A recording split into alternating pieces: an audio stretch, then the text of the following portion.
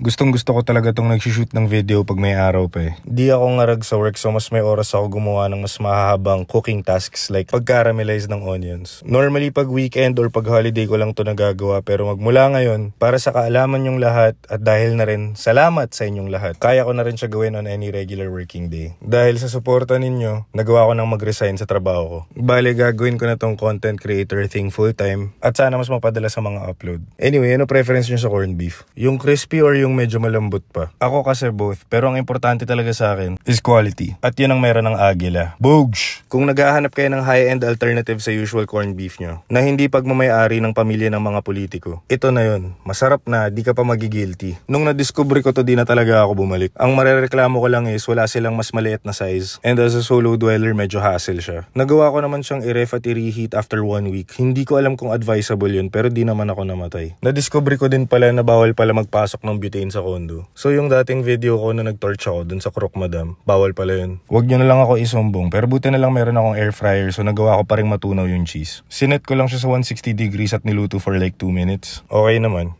Kain.